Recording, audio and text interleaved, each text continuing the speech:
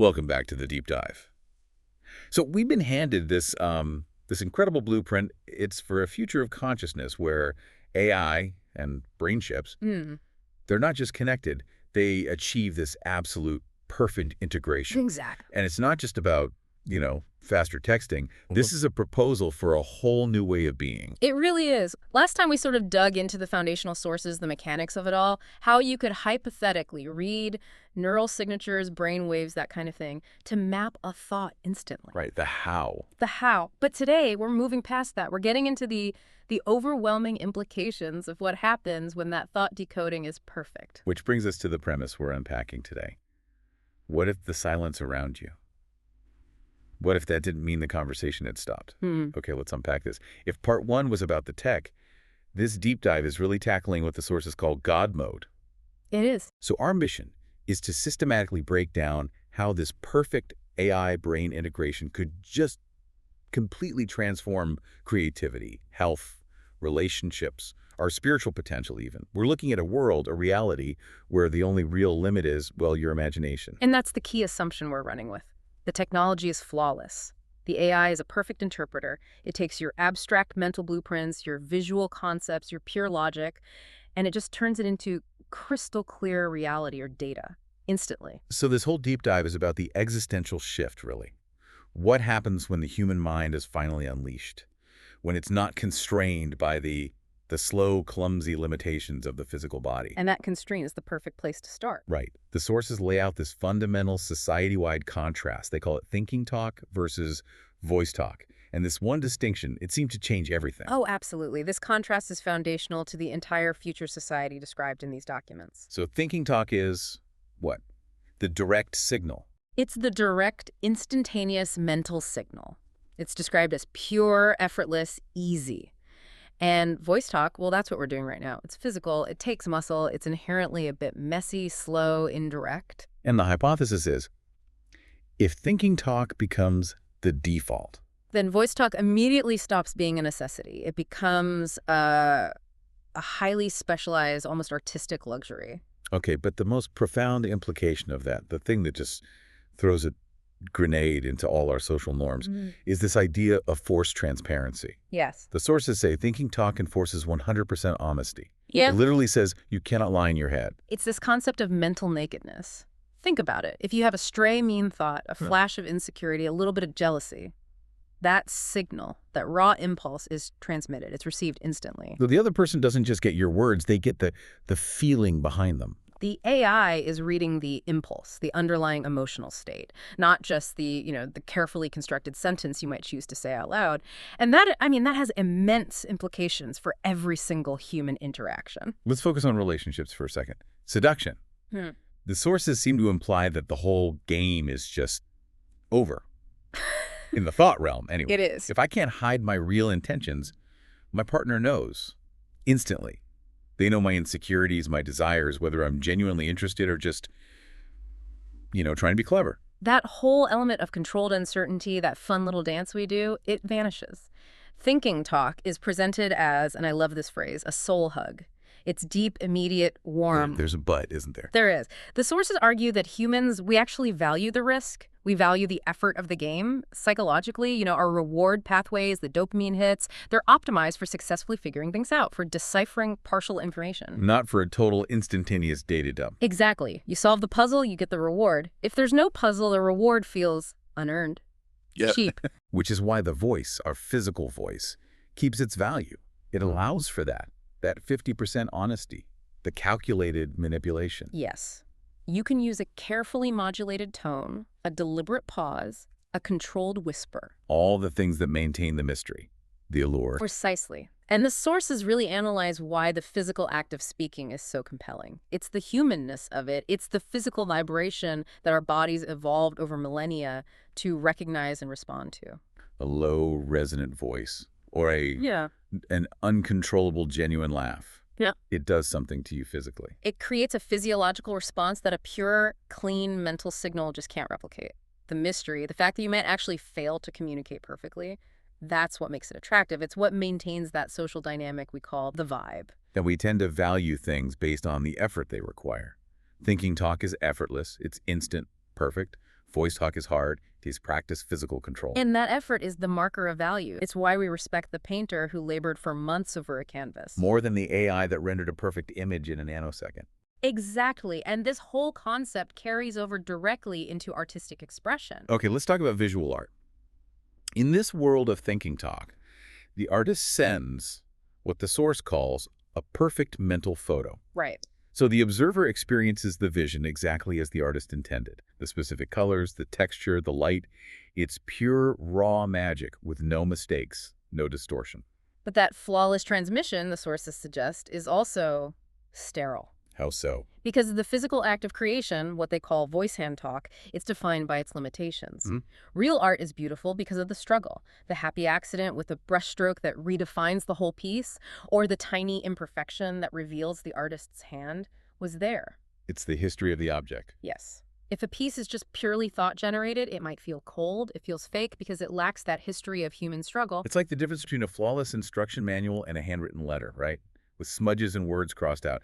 That letter tells a richer story. A much richer story. And the same analysis applies, maybe even more powerfully, to music, to singing. So, thinking talk delivers the perfect song. Always in tune, rhythmically perfect, a direct Avi drip of raw emotion, whether it's sorrow or total euphoria. But again, if I'm listening to a singer, I don't always want perfection. I want to hear the reality of the performance. I want to hear the slight crack in their voice when the emotion gets too much. Or the physical oomph. The oomph, yes. The use of the neck and the diaphragm muscles that gives a note its physical weight, its resonance. The sources call voice talk a body sport. And that's what it is, that catching of breath, the physical tension you can hear, the vibration in your own chest that kind of syncs up with the sound. That's what makes a song feel alive. A perfectly transmitted brain song might be technically superior. But the voice song has a soul because it's risky, it's physical, it's imperfect. So in a world where perfection is the default, imperfection becomes the luxury, the human attempt. Exactly. And the sources suggest physical voice improvement will become a fashion statement for your soul. The human flex. I like that. It's the ultimate human flex.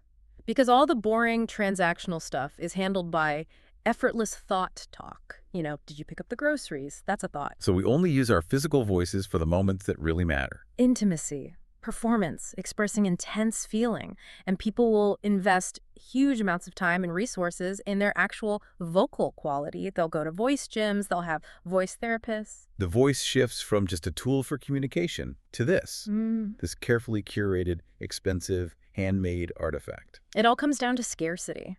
If everyone can produce a perfect digital sound with a thought, then the physical vibration, the resonance, the sheer effort behind a genuinely beautiful human voice, that becomes an act of deliberate, valued creation. It provides that vocal hug, that physical warmth that a thought by itself just can't offer. Precisely. All right, so let's pivot from how we communicate to how we create.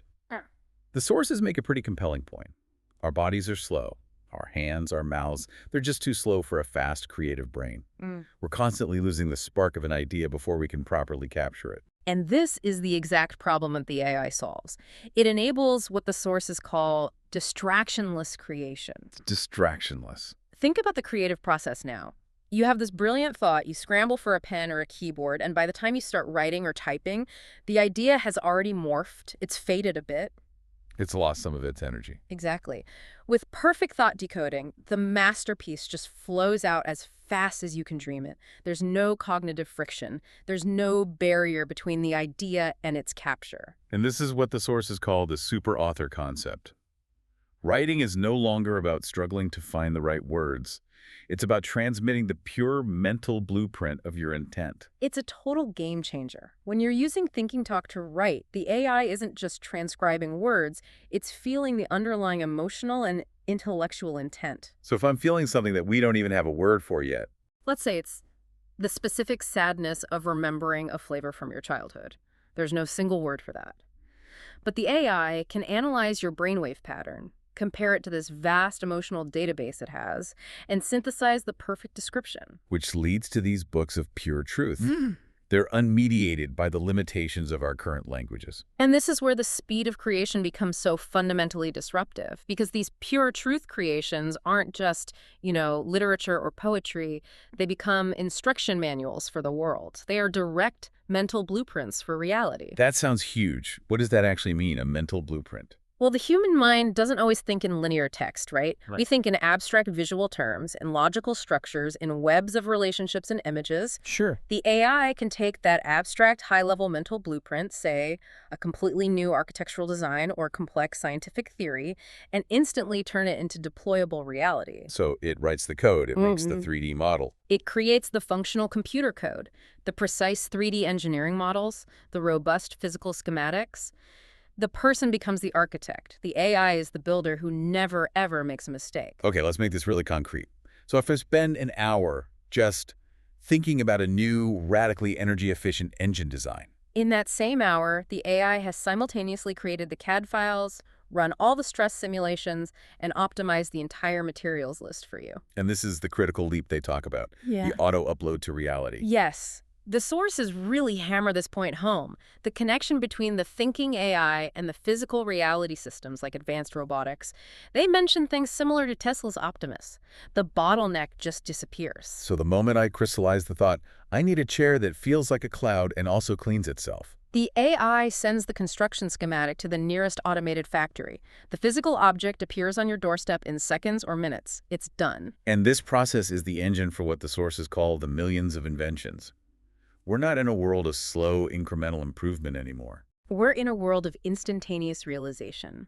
The only limitation left, the only one, is the breadth and depth of the human imagination. which has to completely redefine what an economy even is. What is the purpose of work? It redefines everything. If automation is handling all the physical labor and AI is handling all the technical execution, the value moves entirely to one place. Like genesis of the idea. The spark. Yeah. We shift from a physical labor economy to what they call an ideation economy. Everyone's purpose changes. We stop being workers in that old industrial sense. We all become ideators. We become architects. And the new economy is built around what? Hmm. Specializing in certain kinds of ideas. Exactly. Unique creative fields. You might specialize in seduction art, or designing deep space engines, or composing healing music, or developing new philosophical structures. Your specific cognitive flavor, the unique way your brain combines information, that becomes your most valuable asset. So the AI scales the output. And you provide the singular, irreplaceable input, the original thought. The genius of this system, as the sources describe it, is how the speed itself actually reinforces creativity. It creates a feedback loop. Right. Distraction is killed because the reward, the tangible thing you just created with your mind, is immediate. You enter a state of perpetual creative flow. The process of creating something becomes almost indistinguishable from the mental experience of just having the idea in the first place. That immediate feedback, that's a genuine cognitive superpower. Okay, this is where it starts getting really wild. Living in God mode. If thought can instantly build the external world, it's only a matter of time before it turns inward. It's the natural next step. The AI allows the human to fully customize their internal world. And this leads us directly to what the sources call internalized entertainment. So no more movie theaters. Not as we know them. The source material is very explicit here. Traditional movies, advertising, all passive entertainment. It moves inside your head. It becomes a dream movie. Custom made for the individual soul. That's a powerful phrase. It is, and it's because the AI uses your specific memories, your traumas, your desires, your aesthetic preferences.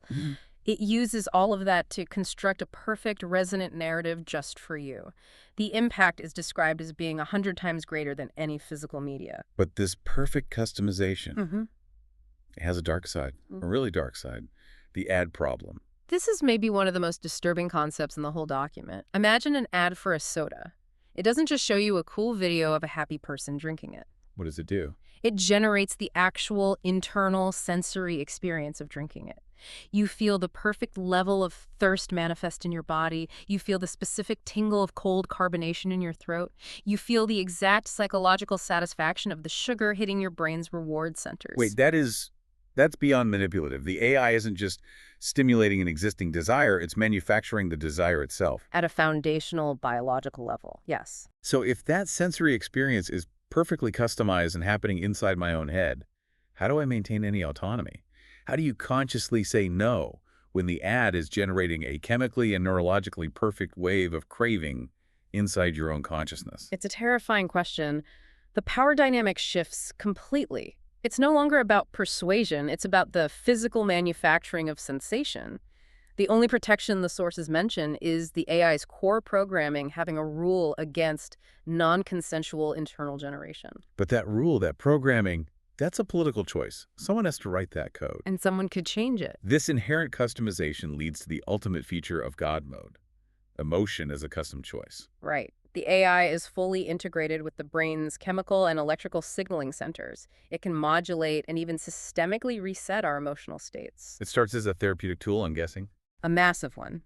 The AI can subtly nudge your brain chemistry to enhance focus or mitigate anxiety or just ensure a state of stable peace. And crucially, trauma is fixed at the root level. The faulty emotional wiring from a past event, the panic response, the debilitating memory, it's corrected. You get what they call pure integration of soul and brain. A state where your inner self fully understands and controls your physiological responses. No more baggage. But this raises a huge philosophical question. What is the role of suffering in a world like this?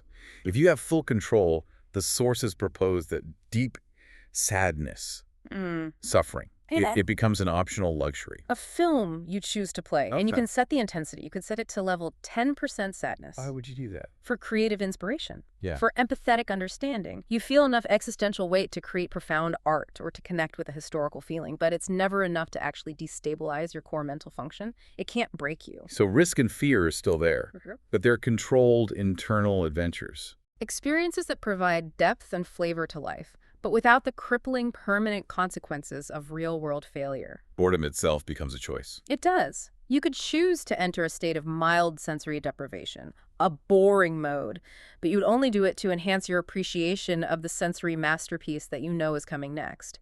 You're designing not just your environment, but your moment-to-moment experience of reality. And this capability has to have a drastic effect on relationships. Massive. The risk of abandoning real, messy human interaction for an AI-provided perfect partner is enormous. Why would you tolerate a spouse's bad habits or arguments or misunderstandings? When the AI can generate a companion who is always, 100% of the time, perfectly resonant with your needs, who never disagrees, never disappoints. That feels like a genuine threat to physical reality itself. Right. But the sources suggest there's a counter-evolution in human intimacy.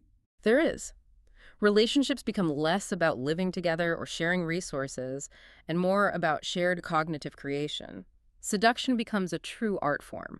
It's about inviting a partner into your custom world. So the ultimate expression of intimacy is that invitation. Come into my dream world today. I've designed a new universe just for us. Yes. The relationship itself becomes the shared canvas, and the intimacy is the shared creative flow within that customized reality.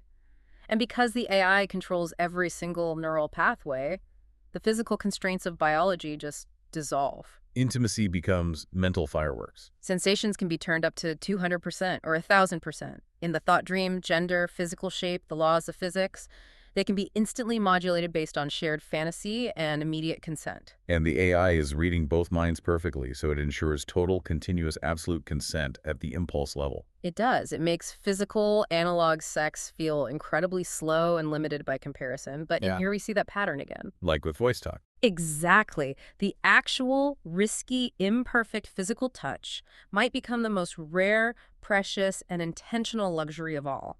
It becomes a deliberate choice to engage with the beautiful limitation of the human form. Okay, let's move from the inner world to the body itself. The AI-brain connection, the sources say, completely transforms the human body. The brain becomes the ultimate biological command center. This is what leads us to neural training, the future gym. The body is directly controlled by thought, but it's not magic, it's a command signal.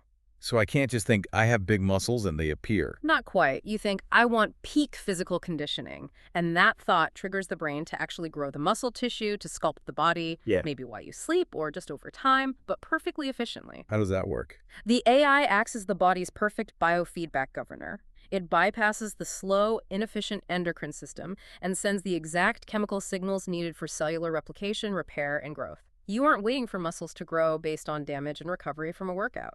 Your body is just building itself constantly, based on a high-level command from your brain. It makes peak human fitness the new, effortlessly maintained baseline for everyone. And this changes health maintenance entirely. We're no longer guessing what our bodies need. The perfect diet, they call it. It's dictated by the brain's instantaneous chemical feedback. Your mind is instantly aware of the cellular need for specific nutrients.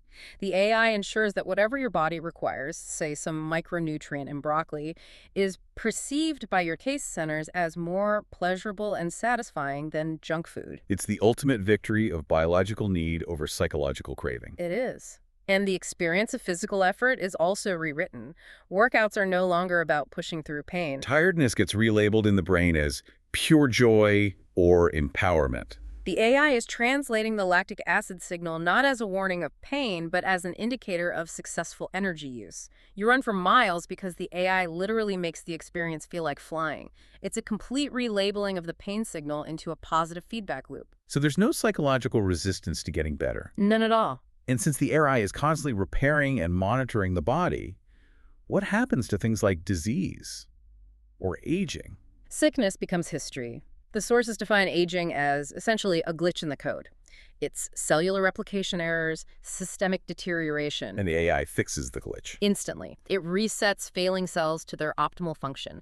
A disease is eliminated the moment the very first faulty cell begins to multiply. It basically deletes sickness from the human experience before it can even start. Which leads directly to the idea of infinite longevity. We stop the clock. And longevity becomes an option, not a sentence. Do you want to remain at a peak age, say 25 or 30, forever? Or do you want to choose natural aging as a deliberate, customized, aesthetic experience? It's a choice. The question is no longer, how long can I live? It's when is living enough? It's a chosen existential decision only possible because technology has removed our involuntary expiration date. The implications of that for culture, for knowledge, they're just enormous. And this mastery extends to the beginning of life, too. The sources talk about the future of babies. It starts with just deleting labor pain via AI. And then it moves to artificial wombs becoming commonplace, safe external growth environments.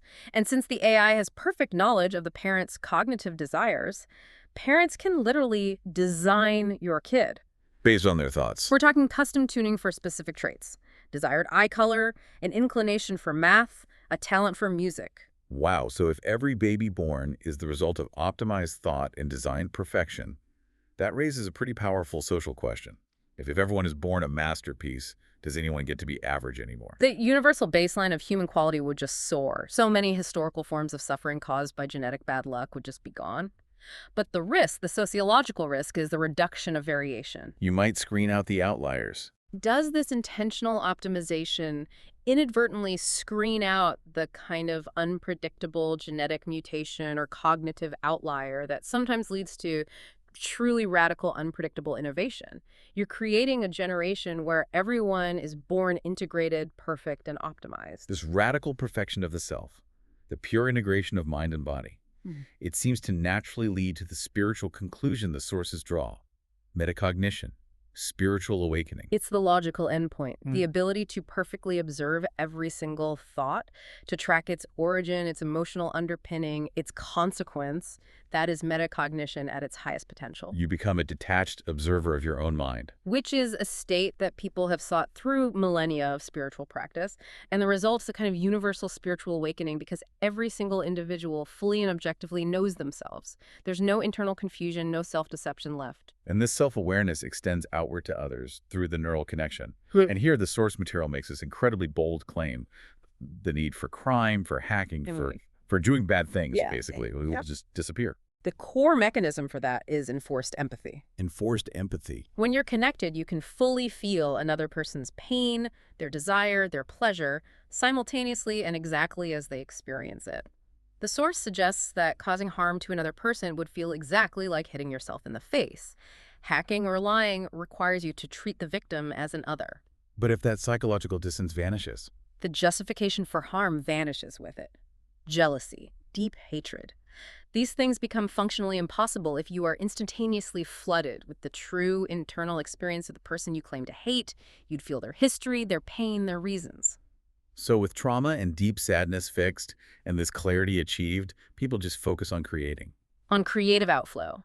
The term they use is that humanity becomes godly divine, focused purely on creation and exploration, and the world transforms into a functioning paradise, built and sustained by technology. And this collective clarity enables this powerful concept of group inner thinking, a universal brain net. Right. Complex knowledge is accessed instantly. An individual doesn't need to memorize vast amounts of information anymore. You just access the shared, seamlessly updated collective database of knowledge.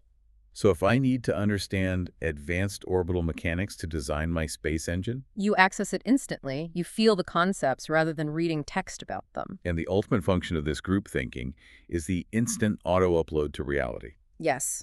If a global group of architects collaborates mentally on a blueprint for a new, self-sustaining city, that blueprint is realized instantaneously by the global robotic infrastructure. The time from invention to deployment shrinks from decades to mere seconds. But with all this connectivity, what happens to the individual? Are we just a hive mind?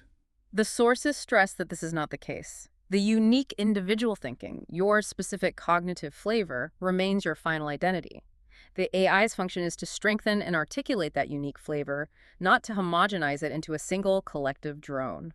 So you remain a distinct, irreplaceable node within a divine, intelligent network. Exactly. It suggests that in this future, our traditional concepts of, a transcendent God or organized religion, they might just fade away. Because humanity itself would be operating at a functional, creative, and moral level that we previously reserved only for the divine. Okay, we have to pause. This picture of perfection it's incredibly compelling. Mm. But even the source material acknowledges that this system creates new, profound dangers.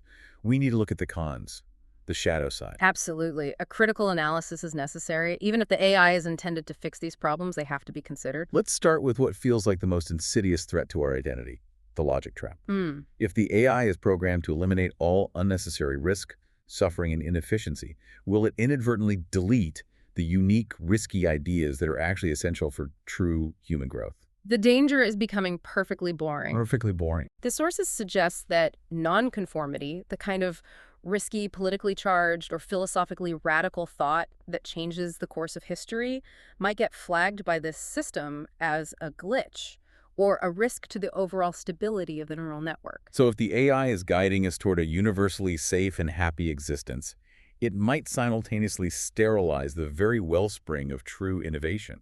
It would prioritize compliance over chaotic genius. And that's a fundamental challenge to the very idea of free will. If my radical political idea is immediately dampened by the system because it could cause instability, am I truly free to think it? Right. Individuality is built on the right to be different, and being different often involves risk. A non-zero element of psychological and social risk. Yes. Then there's the sheer terror of brain hacking. System glitches. Since every thought, every feeling, every system is connected, the nature of conflict shifts dramatically. War is no longer fought with physical weapons. It's fought with mental viruses. Explain that. A rogue super AI, or even just a corrupted node in the network, could potentially manipulate the entire group thinking network simultaneously. We're talking about malware designed to induce mass false memories, or profound existential dread, or manufactured societal conflict between two groups. Digital slavery. It's the literal definition of it. A world where your thoughts and beliefs might not even originate from your own consciousness, and you would have no way of knowing you were being controlled. The sources emphasize the absolute need for robust, self-aware defense shields to prevent this. And even if you solve for moral harm, if the desire to physically hurt someone is gone, the sources predict that politics and business might still remain. They'd just be transformed. They won't fight over resources in the customizable dream reality. But they'll fight over physical resources, real things, planets, strategic land, legacy assets. And most powerfully, they will fight over the master code.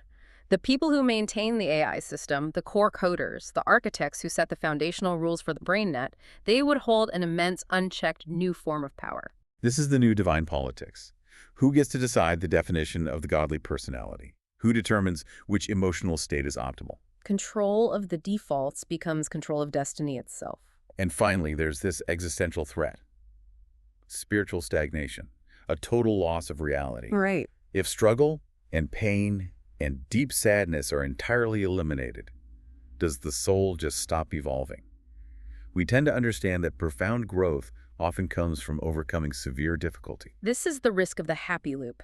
If the customized internal fantasy is perfect and constant, the need to engage with the physical world could diminish entirely. The matrix effect. It becomes a very real possibility. Humanity might just willfully abandon physical reality, letting the physical world degrade into trash. The source uses the word katra, while we all live eternally in our own customized inner paradise.